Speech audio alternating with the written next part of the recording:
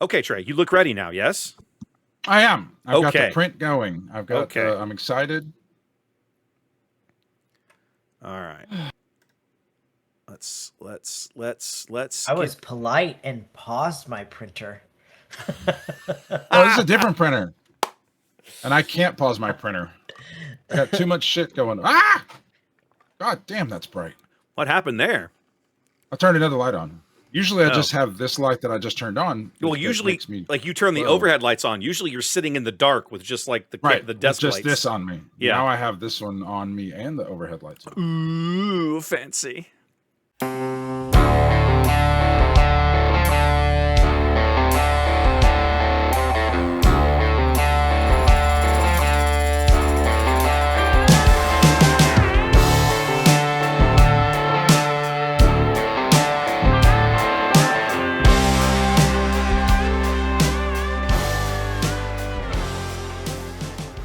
All right, welcome in, ladies and gentlemen, boys and girls, gamers of all ages. It's episode 30 of the On the Button podcast. My name is Wes. I'm here with Ian and Trey as we come to you every other week here to talk about all things Star Wars Unlimited.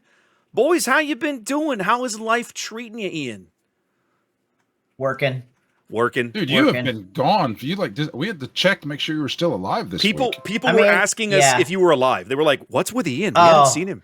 Man, it just came up such last second. Somebody got sick. She got the flu. Sucks. I mean, what can you do? Yeah. And like I basically begged everybody, but like I had one employee who's out on PTO. I have another one that was at a funeral that day. So like the pool of people to like save me got smaller and smaller. And when the realization came that I wasn't playing cards Tuesday night, I was like, I just pouted. I worked and pouted. Yeah, worked and pouted. I did go to one hell of a crazy wedding. I know the last time we talked, I was talking about how I was going to a wedding. Man, it was a disaster and awesome. Oh my God, that sounds amazing. Okay. Ready? This is a list of things that happened. They had these water vases that were full of water and a little tea light candle at the end of each row so that when they walked down, it looked really pretty. Okay. Problem is 4 of them fell over and broke. So you had water and glass going everywhere. No. 4 times. Held up the wedding start 4 times. Oh, no. Then did they not stop to consider that people had to like walk in front of them to get to no, their seats? clearly not, because as people were walking out, you could hear them breaking again. Oh so my like God. that, it was a disaster. Oh my During the ceremony, the following 2 things happened. The groom lost the rings. So there was a 15-minute delay while he went and found the rings. What? During the ceremony. And then it's not during his job the ceremony, to keep track of the rings. That's a best man's That's job. the best man's job. That's what I said. The best man lost the rings. You said the groom. You said the but groom. Fair But enough. Oh, okay. I'm sorry. The best man got it. lost the rings. We got you. You are fired. Then, you have one job. You fail. You are fired. That's not even the worst. They got to the part where the bride was supposed to say richer or poorer. Oh no. And the pastor asked her to say it 3 times. She didn't say it, so they just moved on. She never actually said it. So that was kind of interesting. What is happening? Then at the wedding, at like the reception area, they decided to use a smoke machine during the first dance. Which meant you couldn't see anything.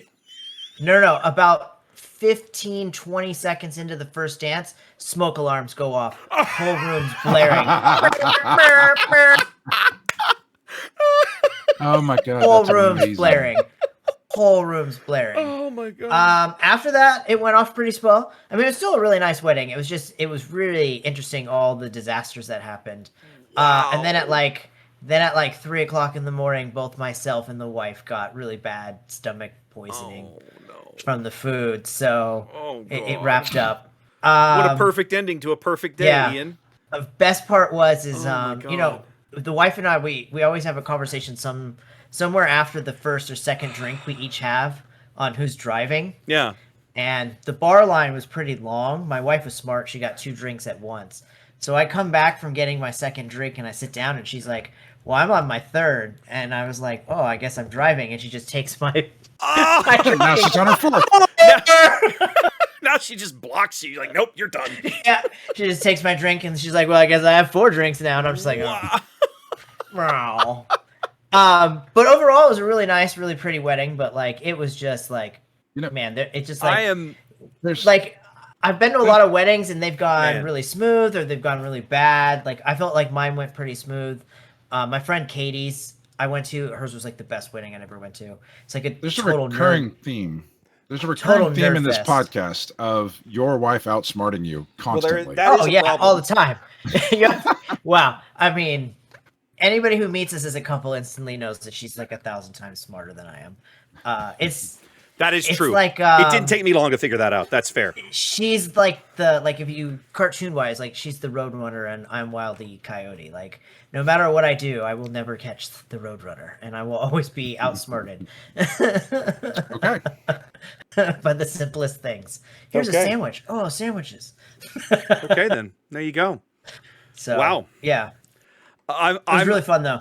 I'm still hung up Interesting on the wedding. vows thing. I don't think I'm ever going to get over that. Yeah, that is nope, that that's is that is I mean, that is something that you go over with the officiant before you stand up there, so that you know what you're supposed to say and you agree. Like you've signed up for that so- before you get there. That's bizarre to me. my wife was at a brunch or like a after work happy hour. They were at happy hour Okay. on the about 8 days before the wedding. And the amount of things that still hadn't been done yet was a mile long. Wow. So it's not really surprising that these things weren't worked out. When they went with like traditional plus vowels. So like, there's a section of vowels, you say Richard Reporter, blah, blah, and Yeah. and then there's like another like 5 or 6 lines that most people Okay. don't do. Like the second verse of the national Yeah, anthem. like the groom, yes. That nobody ever sings The- because nobody knows it. Even the groom didn't know that he was still talking to him at that point. Like the groom stumbled up on it too, on the vows too. What a mess. But like That's even I amazing. was like, This is even amazing. it took me a couple of seconds when he said it. I was like, oh wow, they're going like full vows, like they're going Catholic vows. I Like, wish I had video of this. Trey, what about you, buddy? there is a video. Oh my god, I gotta get the video. You gotta send me I the didn't video, even buddy. think about that. There's a video. This You gotta send me the podcast video. is supposed to be about Star Wars cards. I know. But we have rapidly I devolved know. into That's why horror I'm- tales from Ian's life. That's why I'm trying. We- That's why I'm trying to segue the conversation elsewhere. Wait, Oh, we sorry. haven't Completely. spoken to Ian in like 2 weeks. That's the since problem. last one. I don't Yeah. think, and like Yeah, I we don't get to think hear so. these stories now. So Yeah, that's the problem. my life is much more mundane. Like I got Same. like, I do a lot of 3D printing. I've been for like this entire week. I've got this one 3D print that I've been cranking out. That I had an order. One of my friends. Her son is an offensive lineman for the local high school football team, and she's in charge of the merch this year. And so have you seen the people like the fans that are at games that have the giant turnover chains, like the giant logo of chunk of plastic for like the Astros or the Texans or whatever, with a big chunky chain around their neck? Have you Oh seen that? yeah. Yeah. So she's getting me there. The whole offensive line, which is 20 people, is getting ready to go to some contest, and You're she making ordered the like big. I'm making them turnover chains customized for the offensive line of Kingwood High School, and it's just Wow, that's a lot of to work. get it done in time. I've just been like cranking these things out. So it's a lot of work, but it's fun. It's That's kind a of lot of cool work. that I'm going to have these giant chunky chains around people's necks. Okay. Yeah. No, mine. That's my whole week. Mine has not been nearly that exciting. I mean, I went to Austin last weekend and covered the PQ up there, which was awesome. We had a blast. Thank you. By the way, I watched a lot of yeah. that during the wedding. I was gonna say Thank you. that I just Love made your whole it. wedding experience even that much better. Okay. I was telling people on Tuesday night, people were like, they were asking us, they were like, hey, have you heard from Ian? And I said, I heard from Ian on Saturday during the stream. Oh, really? I said, yeah, he sent me this really nice text during the stream to let me know he really liked the new bottom crawler thing and to give me a thumbs up just on how we were doing and then from saving him from this awful wedding that he was at. So but no, that was a blast. Great event. I love working at Game Castle. The judges there and the staff, they start on time. We were done. We finished at like 7:30. I think Heather and I loaded and we were in the car rolling out of there at like 8:40. We went to the other end of the parking lot, had dinner, and then we were home.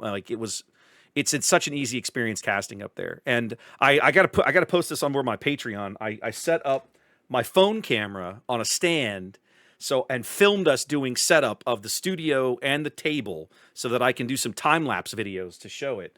But we did setup in about 90 minutes and teardown was almost exactly an hour. Like, I've done this enough now. Like, it just, it feels so good. I love doing it. And working with Josh Snyder is just one of the best in the business for calling games. I love working with him. He makes my life, he makes the whole production sound better.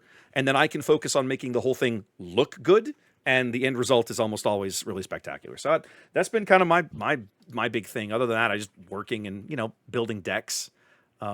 I lost track of the number of times I saw a deck at that event that I was like, I have to build that. Oh my god, that looks like fun, right? Like even Ian called me on it. He tags me on Discord. He's like, how many decks do you have to build now? It's like 7, isn't it? Like, so we had a great time doing that. So let's talk about that, right? Like we're now several weeks into PQ season. Atlanta is coming up this weekend. Big premier sector qualifier in Atlanta. First major tournament, first major like national level event of A Lawless Time about to occur. We've got a little bit of data to work from. Several weeks of PQs now. I mean, we have data, but what are you guys seeing that jumps off the page at you and is like screams, "I am the big bad boogeyman of A Lawless Time" right now? Boba. Boba Fett, pilot always Boba, the right? Fets. Yeah, Pilot always Boba. the Fets. Not baby yeah, Boba. Pilot Boba. It has the answer to most of the questions of other decks. The indirect damage just puts so much pressure. It's really interesting how like a card like Fet's Fire Spray really became like, wow, it's just a freaking amazing card now when it was like subpar last set. I felt in that Boba deck when I played Boba Green. I think a lot of decks have made counters to it, and it's totally eliminated Luke. Those counters have eliminated Luke almost across the board. His win rates are just horrible. Luke's win rate is his conversion rate into the top 8, and then once he's there, he just doesn't make it very far. If he makes it, he just can't make it very far. He just Everybody's a lot of the decks, like a lot of people that play ground strategy, are putting some stuff into counter Boba, but it just eliminates Luke. I don't know. I think the Vader JTL isn't bad. The space decks are just really good right now. In general, there's some good ground decks though. There's some good ground decks. Talzin's Reds I like a lot. I think that's an interesting deck. Talzin Yellow still exists, still a thing. Still yeah, good. Talzin Yellow. I think it's a little bit. It's so hard for me when I build a deck right now and not build around an aggro because it's the only upgrade removal. Like it's so difficult. Like it's not the only. It's the most reliable. What's the other one? If I capture a unit, the upgrade goes away. Trey, your mic is muted. Yep. I'm sitting here trying to get a freaking word in, and you guys just having a conversation. I can't. I have no idea how my mic got muted. Again, what do you want from me, my friend? Nothing. Notice the little blinking red light right here. Oh, I get it. So I have to manage my tech and yours at the same time. Awesome. Wonderful. I mean, don't you do this professionally? I didn't know. I do it. You have a I do it as a Patreon. hobby. Okay. Go ahead, Trey. I played Boba online. It's fine. One of the things I don't usually, one of the things I say in this podcast a lot is I don't do a lot of meta. I don't play in a lot of tournaments like the big tournaments, the PQs and whatnot. It's just not that interesting to me. But I have been poking around with them. I don't have any plans to go play with anything, but I wanted to find like a good deck to play just because they're all new and interesting to me. If I had to go play something today, I'd probably go with Vader Yellow. Just because the number of because it can win just kind of out of the box, and it would be, I'm old and I'm really smart, but I don't have as much brain juice to do it as much as I used to. So I playing several easy matches means I could save up my brain juice for the few times that I do have to like think really hard. And I don't have to slog through the whole tournament. So the pumps in Vader, like it's just get out a pump. You just play kind of plays itself.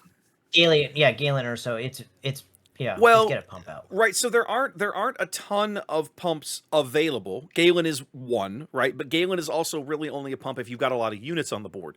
The card that we saw people using in Austin, Luna was on that deck in Austin.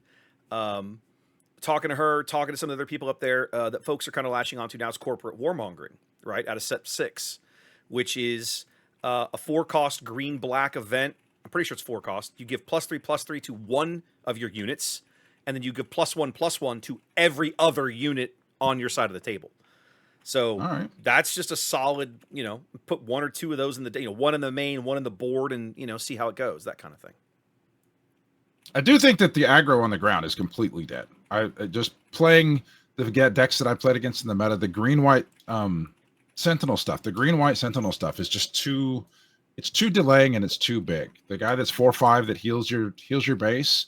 Okay. The ease with what he's talking about Typho. Yeah, Typho. You got Typho. Between Typho, Obi, Lando, and Sintakaz are probably the 4 big ones in the 3 to 4 cost Sintakaz and range. yeah, that's right. And they're just, even if you can get through them, you basically add their health to the health of your base. Yeah. And the ground cannot get there. So I think all the aggro stuff is in space. I like to play control because it just feels good, but I'm usually actually better at playing aggro, and I can't get there with any aggro deck on the ground right now. Okay. And I was like a week ago, I was winning a lot. I found was it a Saw Blue deck? And that was a lot of fun. And I was able to pull a bunch of wins out, but not now. Anything with green and white in it that is going to throw something on the ground that I can't get through. And that's a lot of the decks that are out there right now. If you're playing on the ground or with Force or anything like that, you've got Captain Typho or Sintakaz or something like that out there. I disagree a little bit that ground aggro is dead. I completely understand your point about the blue, green, white Sentinel situation, right? In the sense of one of the matches that we featured last weekend up in Austin was Obi-Wan Virgins Temple on one side of the table and Vel Sartha Data Vault on the other side of the table. And the number of Sentinels that these guys played was absolutely silly. I think each game, each player played at least 3 Sentinels, if not 4. And at least one game, one of the guys put out like 6 or 7. He saw all 3 of his Landos. He saw 2 of his Typhos. He saw us. Like, it was crazy. There's just too much to chop through. Yeah, for ground aggro. Right. The Obi Virgin's Temple ended up winning that match, but it was by no means an easy win. And watching the Obi Virgin's Temple deck, I realized why it had legs, because it plays like ground aggro even though there's no red in it, because you're just outvaluing your opponent so quickly. And it was fascinating to watch Vel Sartha play into that because, Vel wants to give you, like her thing is, I tap, I give you a credit, and then I get an experience token. But giving credit tokens to Obi-Wan Virgin's Temple when his first round play every single game as a Jedi Consular is terrifying. And Garrett had to play very cautiously around this line a couple of times. He did draw into Tamarin Barcona at least one game, which was a great card in his deck. But it was a really interesting matchup to watch. We had some Yularen decks in the field on Saturday. I don't think any of them finished above like 13th or 14th in a field of 64. So I think 4-2 was probably about as best as they got. It's incredibly tight right now. It really is. All the games that I'm playing, I come down to, but the aggro decks that I've been trying to play, they come down to, can I get that last hit in? Yeah. And I can't, and then they play Yoda and I lose. And you lose. Yeah, you're done. You're done. Yeah. Because you lost 2 guys and they healed 5 for whatever reason, and they healed for 5, and the game is just over. There's no coming back from that because you had to chop through so much that stuff. So, but I'm just feels like I'm so close to get there when I do play those decks.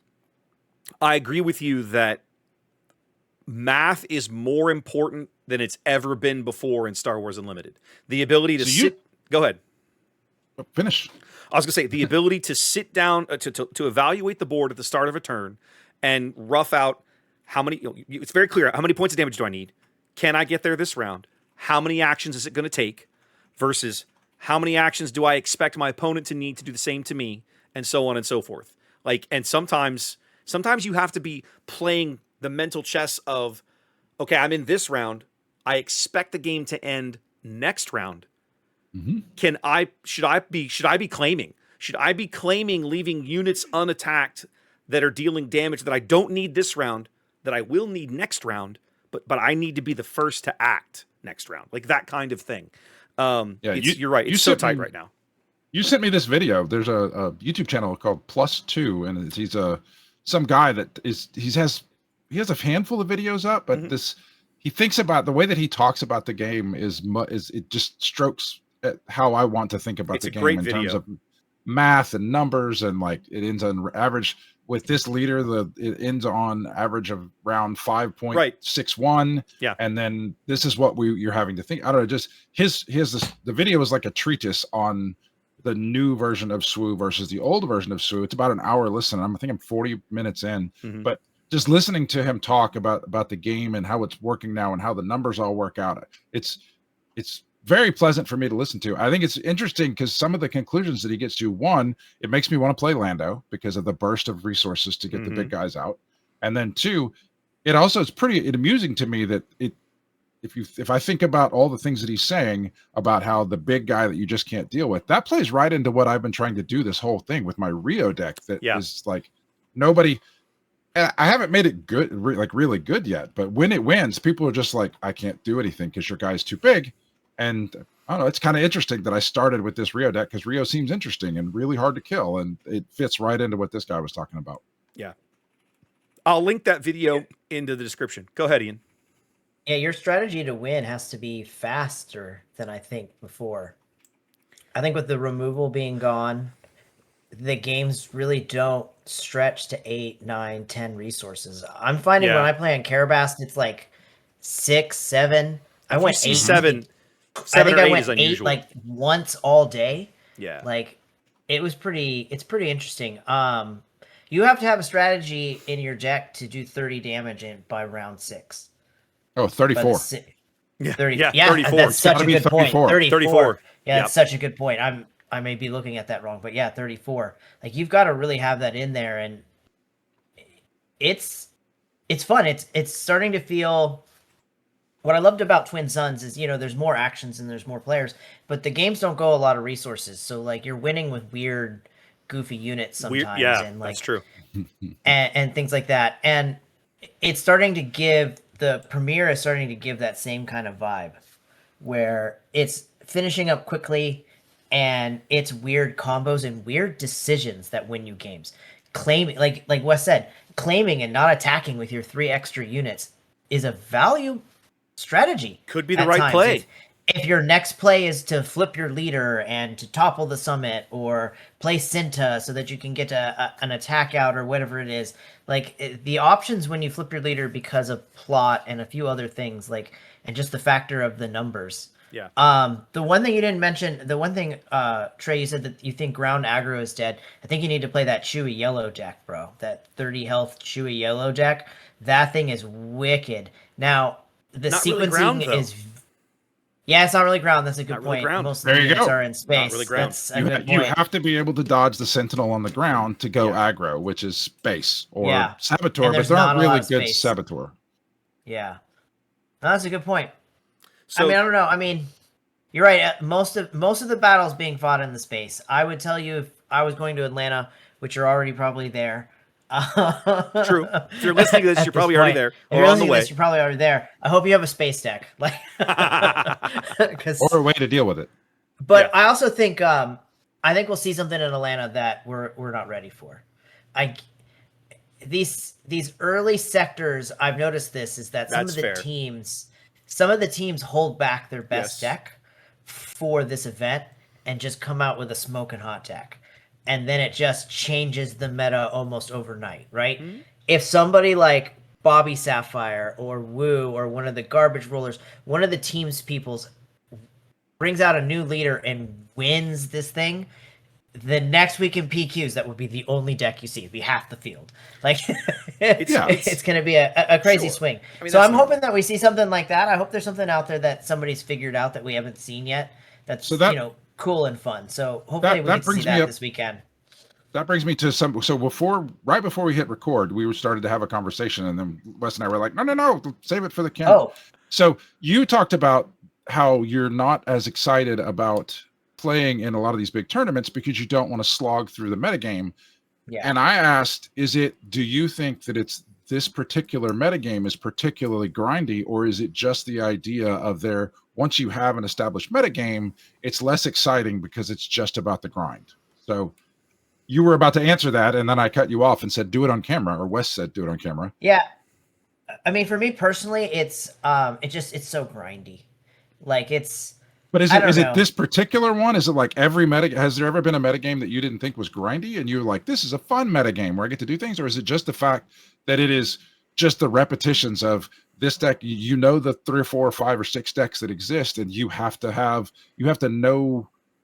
put in the work and know the data and have that particular like know how to do everything ahead of time, and then you have to slog through it on the day, or It's is yeah, I this mean, one in 100. particular bad? No, I think that's just how the meta is in general. Like I've been feeling this way for a few sets where I'm just gonna bring if I go to like a PQ or something like that, I'm just gonna bring a deck I want to play for the day. If I win, I win. I lose, I lose.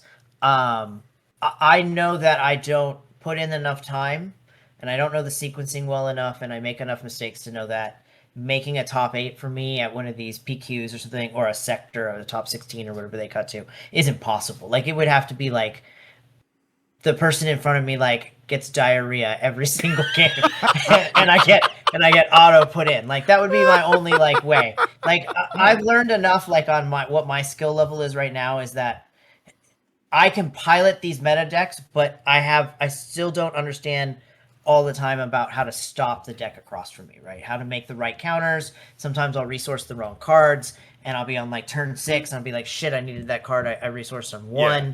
So like, I still make a lot of those mistakes. So for me, I've been doing this the last 2 sets now. I mean, I didn't really get to play a lot of Secrets, but I played a lot of Legends, but Secrets I didn't get to play a lot of. But for the last few of these that I've gone to, I've taken just a deck that I wanted to play.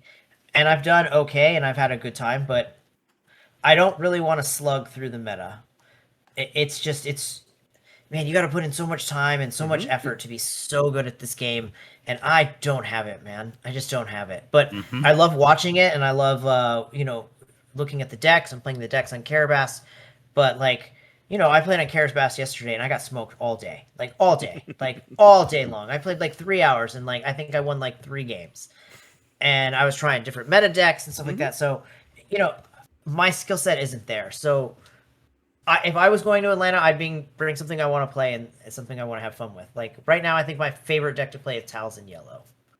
I don't think it's a meta deck. I think it's a lower tier deck, but like I like the way it plays. I like the cards I get to play in it. Like I like the characters I get to play in it. So yeah, I don't know. That's my opinion on PQs now in these bigger tournaments. My skill level's not there. Like I can't even win my local $5 tournament, bro. Like I'm not winning no sector PQ. Well, to talk about Trace Point and ground aggro and dealing with Sentinels, Talzin has a lot of really good tools to deal with the Sentinels between Shatterpoint and Assassins and her ability to shrink things. If you can put some damage into it and then she can come along and pop it and make it smaller, whatever. So that's a really good deck that has a ground aggro game as well. So you've hit on like every time. Go ahead, Trey. You've hit on exactly why I don't play in these big tournaments, because I don't have the amount of work that you have to put in before you get to the payoff of that one day where you perform. Not only do I not have the times, I've just lost interest in doing that. Just the grinding out all of the work that it requires to be that good on the day, and everything that you sit down and like that you're playing against somebody sits next to you across from you. You see their deck, and you kind of like exactly how the game is going to go, almost, but depending on what you draw.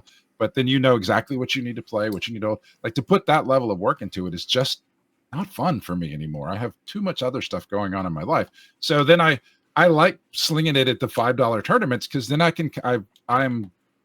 guess I have enough innate thinking power that I can kind of do it on vibes and win part of the time. So that makes me happy. But the big tournaments and the big slogs, I can't put that time in anymore. I don't want to. And I think we're all three of us in the same boat on this, and it's one of the reasons that I enjoy limited play. Right, is that I'm required to make a decision. Here I'm presented with cards, build a deck out of this pile of jank, and go perform with it. And everyone is starting from the same 0. You have your knowledge of the cards, of the mechanics, of in that particular set, some of the card interactions, and particularly good or good leaders, bad leaders, good cards, average cards, whatever. And you have to take all of that knowledge with you. And that's going to change from set to set. And so you have to do a little bit of prep work, a little bit of thinking, maybe a little bit of strategizing, but just for that set. And it's always fun to open packs, right? It's always fun to open packs and say, I'm going to open packs and then I'm going to play. And then if I win, yay, and I had a great time. And if I lose, I had a great time when I opened cards today. It was not a wasted day, right? So I certainly felt that way in Milwaukee. I agree. We Oh, I should love draft more. drafts. Yeah. I should probably start hosting. Like Ball Deep has done some local draft hosting at his place. I should do some over here on occasion. I think I it'd be a lot of wouldn't fun. know. Whatever.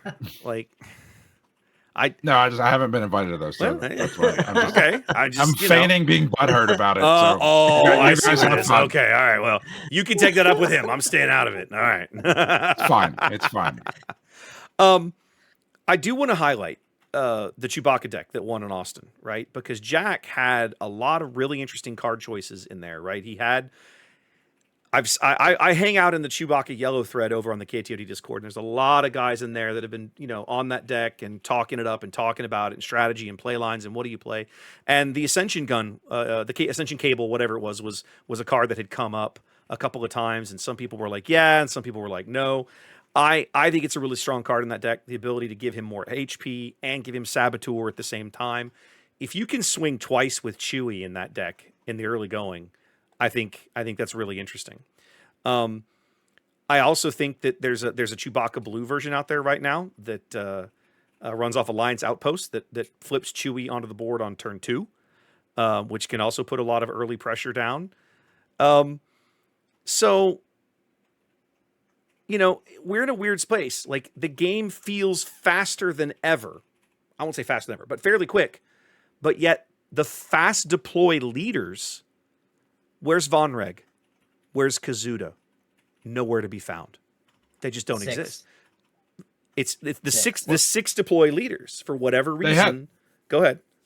They had that article a while back about how they were recalibrating the game, and they pushed everything towards the middle. So they took the big ones and the little ones, and they shoved everything into that 5-6 space, and yet mostly the 6. Look at the spoilers we're already getting for Lawless for Ashes of the Empire. Isn't that Palpatine a 7? Palpatine's a 7 deploy. Yeah, Luke is a 7 deploy. So, like, they say these things, but then are we actually doing it? Like, I don't know. Well, I mean, the way what they said is they want the game to play in the middle. And so if they're having a 7 flip, then the game is supposed to end when that guy flips if you're going to win with that guy. Okay, in other words, that's supposed to be the big impactful Yeah, that's the big right? impactful play, and that's the end. So you're on the 7 turn, you flip that guy, thinking the game is over that turn, and that's pushed it towards the middle. And maybe those guys suck. I don't know. We won't know for a while, but that's interesting. Okay, but I find it really fascinating that we're in a place where the game typically is ending. Most average games now ending on the 6 or 7 resource round, and yet the leaders that come out earliest are basically, other than Chewbacca, basically nowhere to be found. They just don't exist. Cal Kestis was never amazing really to begin with, but Von Reg and Kazuda have both seen play in and out of the games. They've had some placements at PQs. They've had some performances. They're not bad cards. They're not bad leaders, but they're not there. Sebulba. Oh, Von Reg is terrible. Sebulba's not out there. Right? Go ahead. No, Sebulba's not out there. Von Reg is terrible, but Kaz is pretty good because he helps mitigate some badness. But Von Reg is a fast leader that plays slow, which is terrible because it's just not going to win. Help me understand what you mean when you say that. Well, a fast leader, so you want to when you are playing and you want to win quickly, you want to take the initiative and you want to hit them immediately, and then if they kill your guy, that's fine. You got your damage in, you throw the next guy down, and then you do it all over again next turn. That's what you're trying to do with your aggressive deck. Von Reg, in order to use Von Reg's ability, you have to play a guy first to get his bonus to hit for harder. So I play my guy gets bigger, and then you kill it. And then you kill it, So he wants to play more slowly than just snatch the initiative and then attack immediately. Yeah, that's a good point. That's why he's terrible. It just feels very paradoxical to me, right? That the game has somehow sped up, and yet 6 deploy leaders are more popular than they've ever been in 2 years. We're in year 3 now of the game. So it makes more sense if you just say they chopped the end off of the game. They chopped the end off of the game. They chopped the beginning off of the game. Now it's all in the middle. I think to me, out of this entire conversation, the thing that sticks out the most, that is the biggest problem the game has right now, is your Sentinel problem, right? The blue, green, white Sentinel package is absolutely stupid, and there's no villain equivalent to it, right? So villains can't compete in this way. In No, fact, but you don't want everything to play the same way. No, Like I heroes agree. have Sentinel, the but villains have the Vader space. my point is simply that villain sentinels have basically more or less just kind of dried up, right? They just there just aren't very many, whereas hero has access to all of these fabulous ones in the middle, in the 3 to 5 resource range, right? And like one of them is neutral, cheer it kind of. Okay, so both sides technically have access to cheer it, but like beyond that, ain't much there. Now next set we've seen one spoiled. They're getting a decent one, Invader, but like, yikes, it's wild right now. So let's The go game ahead. is missing. The game is missing Rivals Fall.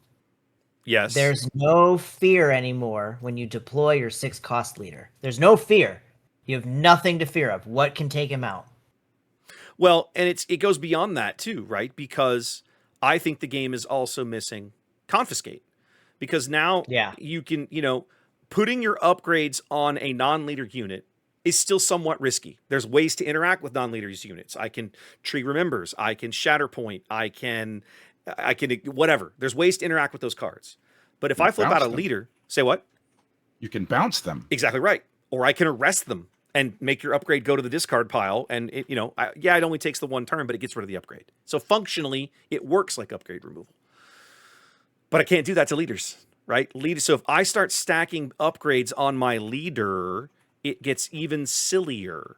Or if my leader himself is an upgrade, like Luke, that can't be removed. I've said this on a couple other places in the various Discords that I hang out at. I think a card like Confiscate needs to return, but it needs to come back at a higher price point. I think 1 cost is too cheap for a neutral card.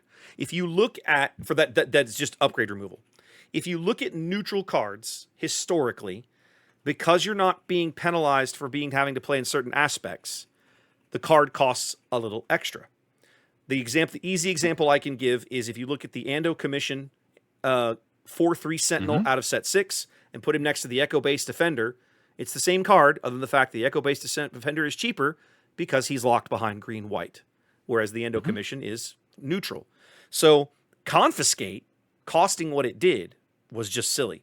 However, if you reprint a card that has the same or similar functionality, but let's say it costs 3, right? That seems pretty reasonable, and I think a card like that would absolutely see play. People I kind of like where it is. I like where upgrade hate is, because upgrade hate is different depending on what color you're playing. Either upgrade. Some colors don't have it at all. What color doesn't have it at all? Green. Well, green has sentinels to soak up your upgrades, but they can't be removed, right? But they can. It's not about removing them; it's about negating their effect on the game. So if I can throw down a sentinel that soaks up your guy, I mean, green guys get green decks win all the time now. Sure, I'm not saying it's a game breaking problem. I'm just saying that it's not available to every color, right? And cards like Condemn, right? Sometimes I don't want to remove your upgrades on your units. I want to remove your upgrades on my units. And if I'm playing, depending on the colors that I've mixed together, how does that work exactly, right? Do I have to bounce my own unit to get rid of your Condemn? Yeah, it could happen. I could beguile my own unit to do that, but what a pain in my ass. You can play the thing that's Rio that bounces your own dude and replays him. Like, there's stuff that exists. It's available to every deck, pretty much every deck, unless you're going way out of your way to play just green or something like that. You have I just like that they're different when there's not the same card in every color. If there was the red Confiscate, and then there's the same card in green, and then the same card in blue, and the same card in yellow, that's just boring to me. I like the idea that red has point or either as an ability or a card that just says kill that upgrade. But then yellow has bouncer or capture the guy, and that kills the upgrade. And then blue has like your guy gets minus X minus 0, and that deals with the upgrade on its own. So I like that there are all these different ways to deal with it, and every color has its own flavor on how to do it. I don't necessarily disagree with that. I just think that it's very uneven the way it's kind of distributed. And admittedly, that's the other problem, is that some of it is not obvious. Like I think of Arrest as a great upgrade removal card, right? Mm-hmm. But not everybody because it doesn't explicitly say the words defeat and upgrade. Players don't process it that way. Mm-hmm. So that's also some of what you're up against when you have this conversation. Mm-hmm. Anyhow, I feel like we've beat the Premier conversation horse to death for a while. Let's talk Another about thing. No, Okay. I'm kidding. Okay. No, it was a total joke. Okay. We've been going on for a while. Let's talk about Eternal. All right. Now, I don't know about you guys. I have not been particularly interested in trying Eternal. I have zero interest in it because I feel like it's completely borked the way it's currently designed.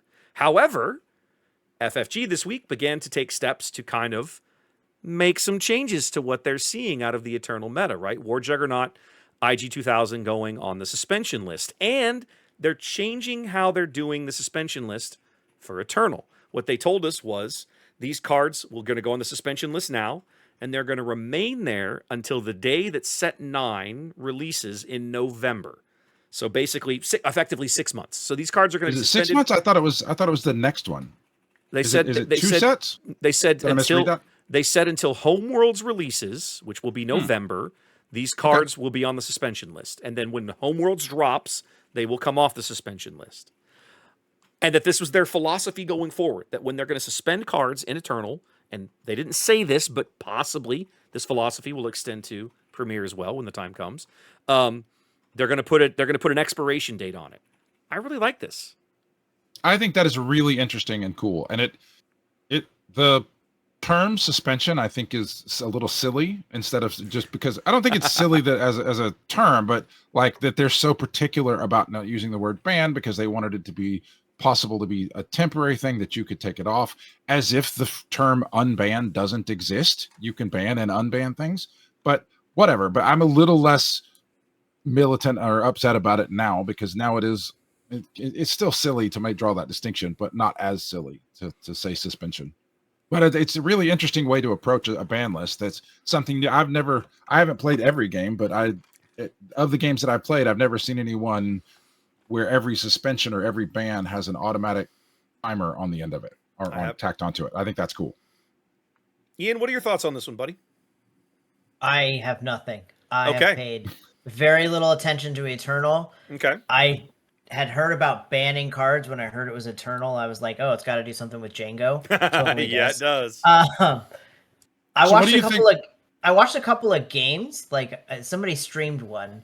They have streamed. There have been a couple of Eternal that streamed. Somebody streamed streamed one some off sort the of West Eternal. Coast and somewhere and else. I watched a Django versus Gar, which was a pretty interesting matchup.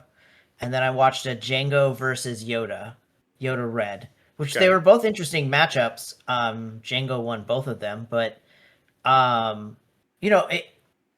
it's so it's so many cards, it's so complicated. It's so all over the place. I barely have enough time for Premier and Twin Suns. I have no time for Eternal.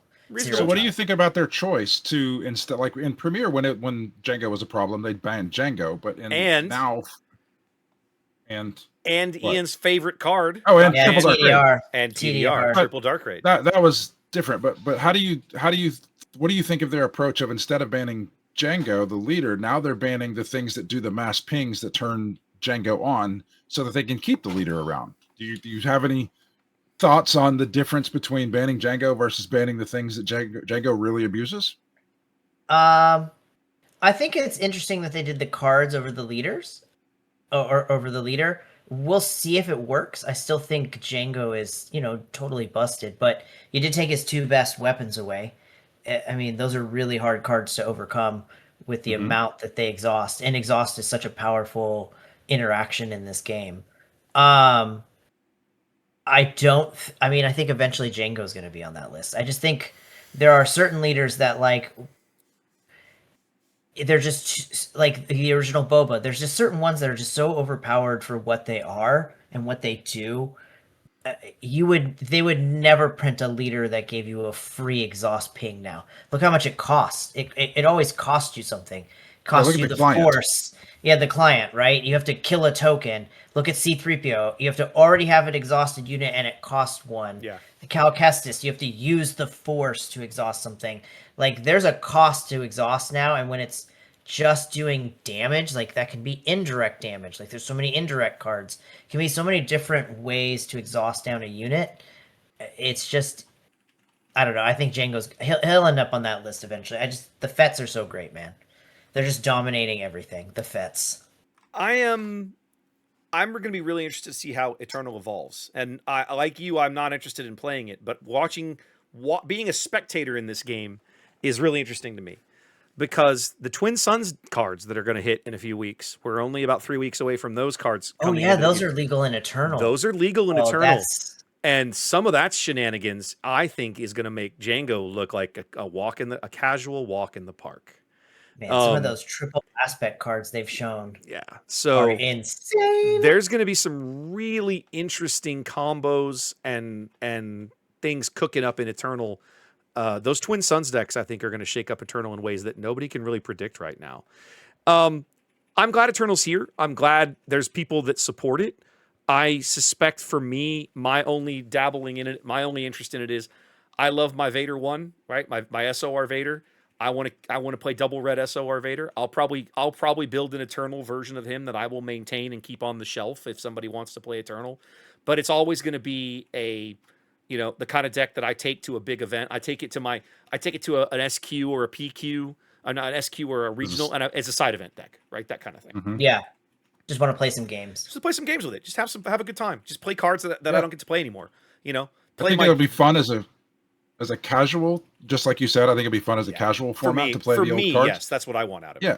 And I think it'll also be a lot more interesting further down the line. I mean, basically, you have the cards we just got, and then everything that we've been playing the whole time of the game. So it's not much different than what we had 2 months ago. Right. And so I think it'll be much more when you get another year or two into it, and you've got this many sets that have now rotated out along with all the new sets. Then I think it will have much more of a pull on me, if anything. Yep. Trey, we got some fan mail with an interesting question. Why don't you catch us up on this? Because I think you get all of these, and you have to tell us about them. So catch us up. Yeah, I forwarded them to you, and I don't have the email in front of me. Okay. But his name is Michael. And he asked us what we thought the best set for Limited was. He wanted us to just give our thoughts on what was our favorite set for Limited. And you and I have been discussing this, and it came in, and it was not just another piece of mail. It asked a very interesting question, and we've had lots of discussion. Yeah, we have about it. So yeah, I love the question so much. I made notes almost immediately. I was like, oh, what are my thoughts on this? That's actually a really interesting thing. I wish you guys could see the show notes because you have a little note about the question. Ian has 4 paragraphs of stuff, and then I have a couple of sentences, and then Trey's just going to ad lib the whole thing. So let's go, Ian. What do you got for us, buddy?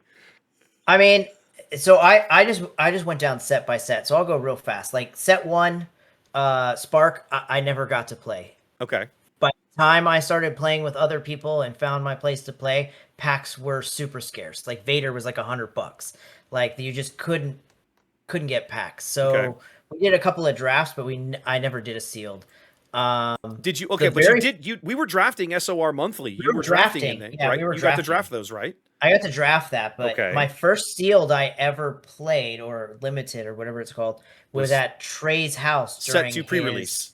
Set 2 pre-release. So that was pretty fun. I did terrible, and I built a really crappy deck, and it took me the entire hour that it gave us to build. So it was interesting, because this is my first card game. I didn't even realize they did stuff like this. Mm-hmm. And I thought it was super fun opening the new packs and playing with them and watching other people play cards and then picking it up and having to read it because you have no idea what it does. That's the best. Yeah. Yeah. Set 3 I just thought was garbage. I remember hating it. I just felt like every time I sat down I was getting Django'd to death. So one of the things I think about set 3, in limited play, I think set 3 was actually, if set 3 was actually really well balanced limited play, except for the 3 leaders that were terrible. If they had not, it's not just that the cards themselves, when you apply them to Premier, they were terrible because they didn't stack up against what was already available and what came after them. They just weren't any good as cards, most of them. But in limited play, I think it was Anakin, and it was a little bit Django and a little bit Quinlan. Other than that, mostly it was Anakin though. But those were the bugaboos for playing that set. But if nobody opened an Anakin, it was actually a really fun set and very well balanced to play against itself. that was my problem with Twilight, right? Twilight was easily the worst limited experience the game has had to date. Because if you didn't open an Anakin, you basically were hosed. If any one person at your sealed or in your draft pod opened an Anakin, you were pretty screwed. If nobody did, it was actually really interesting. I talked to somebody, I forget if it was the Galactics. I was having this conversation. It might have been just in Milwaukee a few weeks ago. We were having this exact same conversation about Twilight and Limited. And they said they had finally reached a point where anytime anybody opened an Anakin in that, it was immediately replaced with Ahsoka out of the starter deck.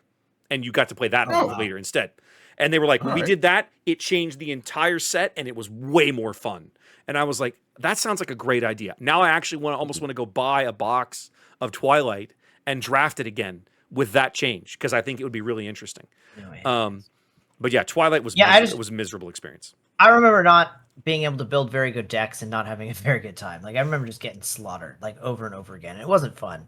Yeah. I would say JTL is probably the first set that I've started figuring out how to build decks from Limited. But I will say that like it was very like if somebody built a good Luke Green deck or opened the cards to build a good Luke Green deck, then you ran over everyone. So though I kind of liked it the best, I thought that the Luke Green combo was just too much. I understand what you're saying, but I kind of disagree a little bit because you have to remember the tournament where that was the worst offender was where you opened a whole box of cards and built a 30 card deck out of that. Yeah, that's true. So that's true. Admittedly, as good as like Luke is not bad in that format. Do not get me wrong, but like a lot of the shenanigans that you can get up to when you have that kind of card pool are different than when you only open 6 packs and you've got your Luke and you got to figure it out. I remember just having the most fun with that though. Like overall, like I thought drafting that set and just overall that set for Limited was really fun. Set 5, I mean, it was Space Wizards the whole way through, so that's my thing. And I love the Space Wizards, so I know you guys hated it, absolutely hated it. I thought the games were a little more sloggy. They played pretty well. But because of certain removal cards, they weren't like the removal cards were just so overpowered that Protect the Pod, Whirlwind Force, like those Shatterpoint just would totally dominate out. But I thought playing the Space Wizards was really fun. Like whether you played gameplay was fine. The theme was Space Wizards, and that's my least favorite thing about Star Wars. So I mean, but counter that when you go to set 6, like that was my least favorite. So I thought it played. I thought it played the best. Limited wise, I think taxation. I think Limited wise, Secrets of Power is fairly even. Like it's played pretty well, and it wasn't terrible. But like there was no like card I was like super excited to play, or a leader I was like, yay, this leader's awesome. It's like I'm gonna try C-3PO. Like it was, I don't know. It seemed balanced to me, but like I just none of the cards excited me. So uninspiring. I think uninspired. The theme is what hurt it there. Set 5. Go ahead. Sorry. Go ahead. Let's stop and unpack this for a minute, right? Set 5. I personally thought I'm with Trey. Space Wizards is not my favorite thing about Star Wars. I really still enjoyed how the set was designed. I thought the Force Token mechanic was really good. My frustration, and we talked about this a lot on the podcast, was that basically yellow was virtually unplayable. Like it was almost like a dead color in Limited. You just couldn't, right? Okay. Outside of a couple of oddball cases where you draw specific, like there was a guy at that Limited event that we covered in for Legends of the Force in Dallas, Ian. He made top 8 on Cal Kestis all day. Why? Because he opened a Qui-Gon and an Anakin out of his 6 packs. That's why. Yeah. Right. Okay. So like when you do that, you can make yellow work. Otherwise, the yellow leaders were not good, really. And on either side, it wasn't just a hero villain thing. They were all crap. Okay. And then the color itself was at a disadvantage because of how many yellow events they had printed. It had fewer units available to it innately. And that automatically puts you on the back foot when you're trying to build a deck. So I enjoyed playing set 5. I didn't like the way that set was designed for the limited environment. It was a miss, I think. Set 6, I always felt like the card design and the way the set was designed was much better balanced. I did not feel like there were unplayable leaders in that set. However, my frustration with Secrets of Power was a similar frustration that I had to Twilight, which was basically if you weren't playing Leia, you were already a step behind anybody else who was playing Leia. I don't think it was as egregious as Anakin though. I beat Leia regularly in that one. She was powerful. She was hard to. I won much more easily when I played Leia, and that was the thing. To me, that's but it's the thing. not. It's not somebody opening Anakin and they've all, unless they're just absolute trash as a player, they've won the pod. Like everybody else is playing for second. But she was definitely better than most of the other ones. That was my frustration, right? It was that you had if you were to make this tier list, you had a bunch of honestly A tier leaders in that set from a limited perspective, but then you had an S tier leader that only had one leader on it. Now she was common, you might pull one, but if you didn't, you had a very, very difficult challenge in front of you. And you go look at the top 8 of the limited events that were played during Secrets of Power, the big regional in Milwaukee, some of the other stuff, almost every single one of them was won by a Leia deck, right? Certainly the vast majority of them were by a notable margin. So that to me tells me that, you done messed up on leader design again, fellas. That frustrates me when that happens. I bet it was they all had 1 in a million in them. It wasn't Leia. It's just they were playing Blue Hero and they had 1 in a million. And look, Trey, see, look, not everybody can be as awesome as I can. That's all I'm going to say about that. That's all I'm going to say about that. Okay, so now let's continue. Lawless Time. Go ahead, Ian. So, Lawless Time is pretty fun. I really enjoyed it, but I think Val Red seemed unbalanced. I just always seem to get crushed by Val Red. And the time I did best, I played Val Red, and I had a pretty good Val Red deck, and I did great. But I think overall it was probably the hardest to build a deck. And what I really struggled with is 2-drops. A lot of games I lost because I just didn't have a 2-drop, because I didn't pull one. And, I'm putting in as many as I can and I'm splashing out a 2-drop sometimes to save my game, which is not, feels terrible. Not where you want to be. Kind of why it's not where you want to be, but it's kind of why that base is there. So the deck building was much harder, but it was really enjoyable, especially when you could find a deck and a couple of colors that work together and play some of those triple aspect cards or the dual aspect cards. So I really liked it. I thought it was a lot of fun. As I get better at it and as I've done it more, I've enjoyed it a lot more. So I think the set drafts better than it plays limited. So far, I've really enjoyed draft in it. Okay. But see, I really like the limited. I think it's much worse than draft. Not much worse, but my opinion of Lawless Time. I liked it better in draft. In draft, it feels a little too much like you're on rails to me. Like there are certain cards, certain decks that you have to build. I'm in these colors.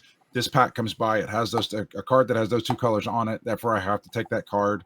Like it feels the card selection process feels a little more on rails than I really goes into my top tier sets. It's fun. I enjoy playing it. I really like the challenge. I enjoyed the challenge of opening 6 packs and trying to lay out cards and how am I going to lay this grid out? What am I going to do with all these? And so the deck building process itself has much more interesting to me on a sealed for this than it is other ones, because I got to figure it out.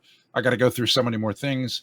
But the draft is a lot of fun. I don't know yet if there's a dominant leader. I haven't played it enough for that. But the actual selecting of the cards feels a little, when I say on rails, it feels a little more like I'm on a roller coaster and the game is telling me what I have to do instead of really giving me a lot of choices to go my own way. Yeah. I'm kind of in the same. Go ahead. Yeah. No. Go ahead.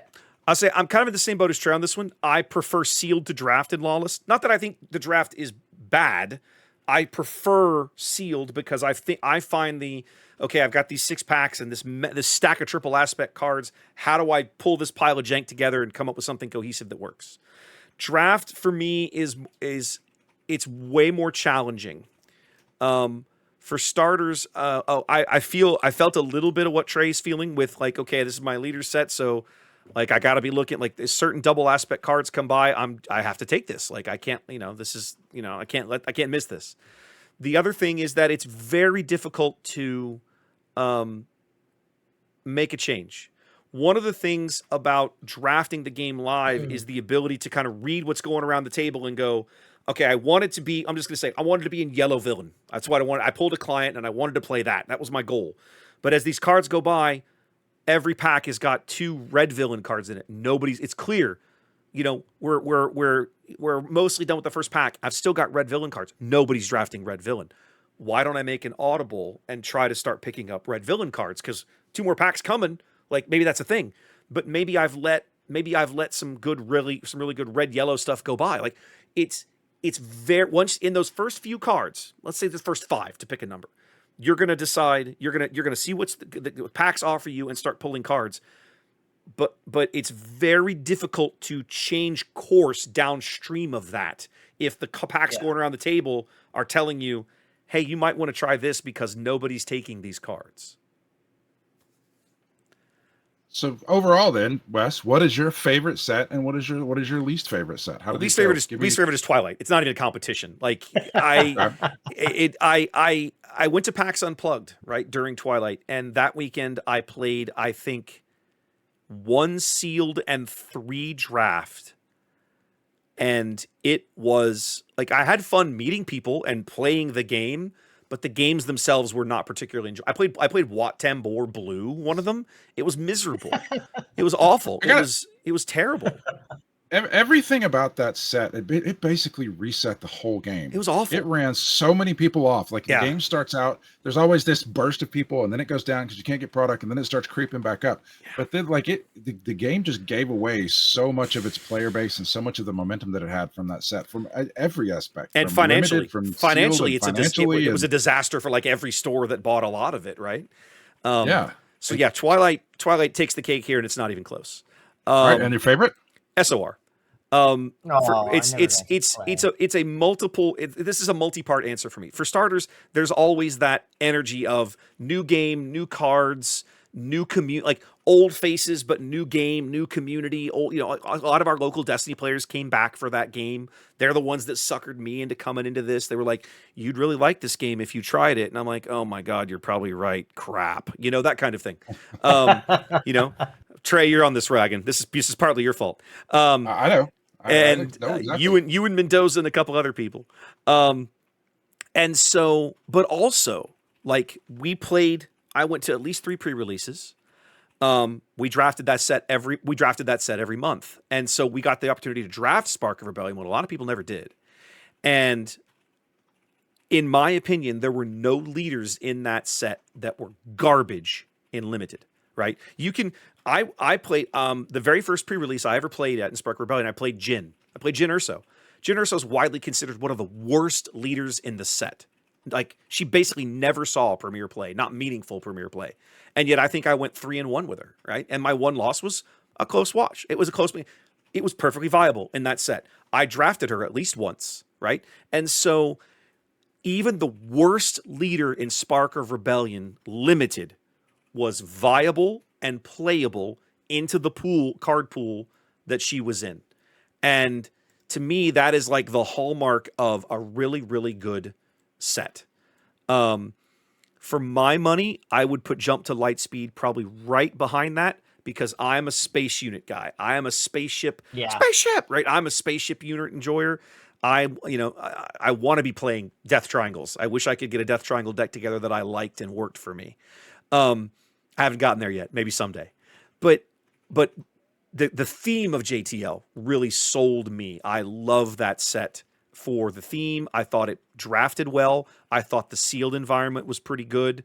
I didn't feel like, again, leaders that didn't feel impactful in Premiere on the table. Rose Tico is an easy example.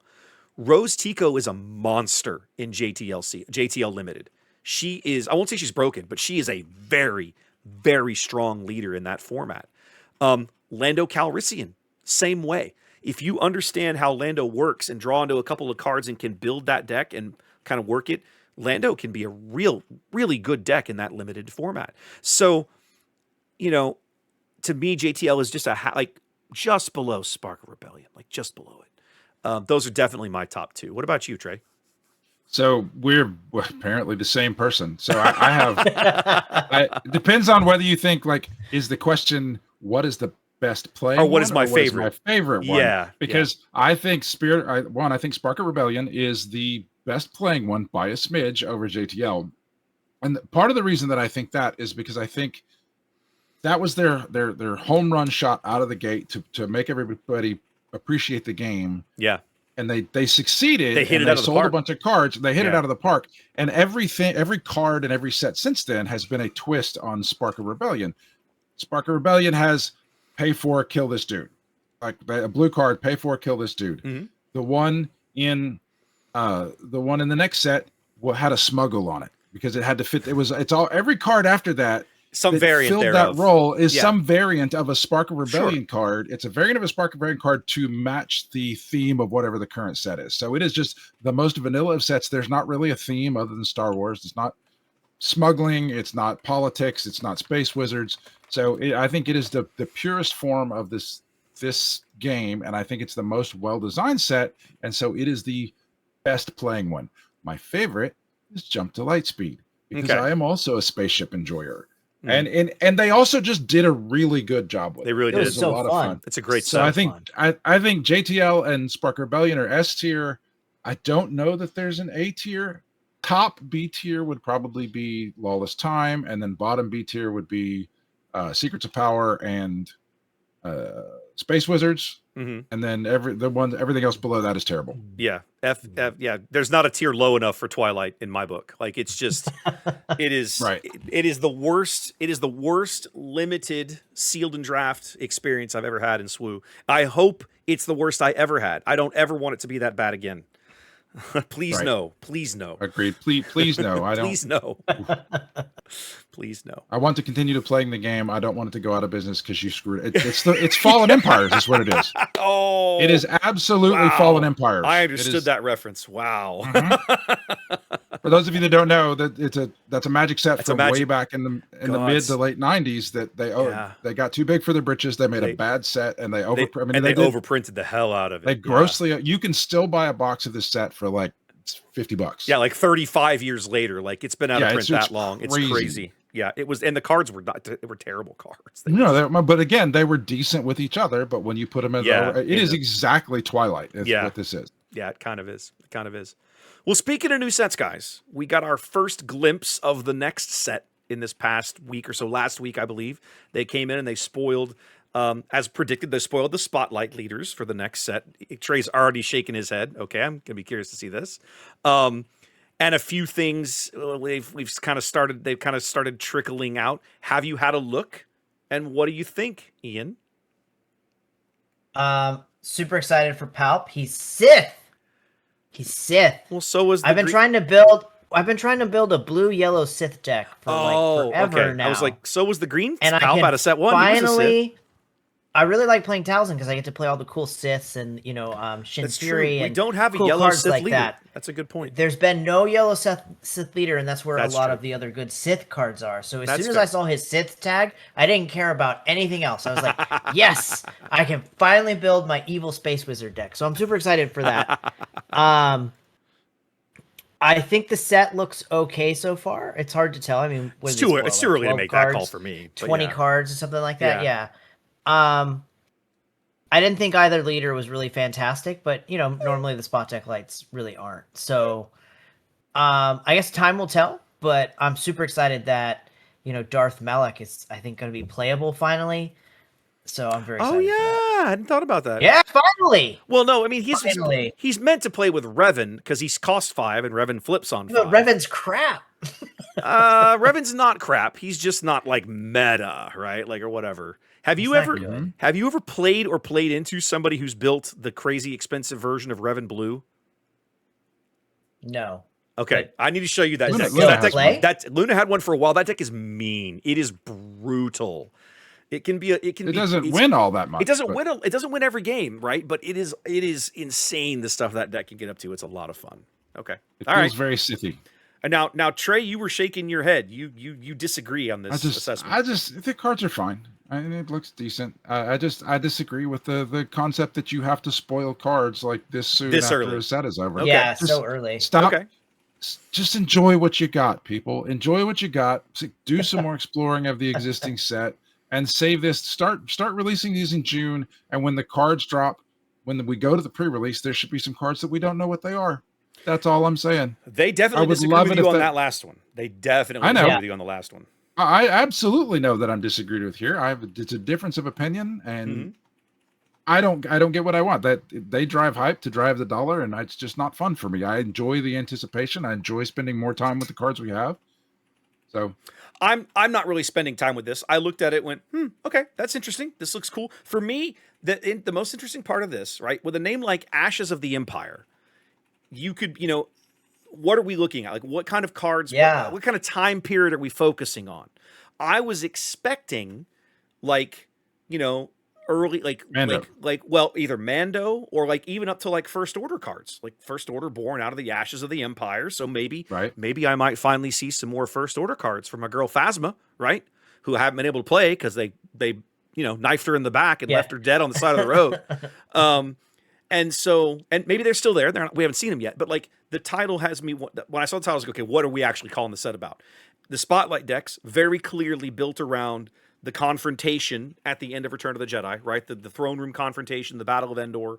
We've got a new executor, that kind of thing, and a new token, yet another token. Whatever. I like that. I like that I can I make think a it's new token and put it on Etsy. That makes me happy. I think for me, a couple of things perked, made my ears perk up. Some yellow Imperial stuff. There's very little Imperial cards in Villain Yellow. They exist, but it's a very short list compared to the ones in the other colors. The Vader Anakin, the straight up duality of the 4/6 Sentinel Vader and the 6/4 hero Saboteur Anakin, I thought was a really cool kind of dichotomy. I liked those cards. It's a neat concept. I love seeing some more green Imperial officials. I still feel like the official keyword shenanigans out of Secrets of Power has some legs. So there's some little tidbits in here that the deck building juices in my brain kind of tingled a little bit and went, all right, I see where you're going. Let's see more. So I am curious. I will be very, very glad to see if there are some First Order cards in this set. I don't care what color they are. Just show me something that shows that you still know Phasma exists and still wants to be relevant in the game, because some of us like her. But yeah, I think it's too early to judge a set, but I think they've chosen an interesting time period. I think it's going to be fun to see where they go with it. So, well, guys, we're getting up on time here. Should we wrap it up and call it a night? Huh? I don't think so. I'm kind of talked out. Ian?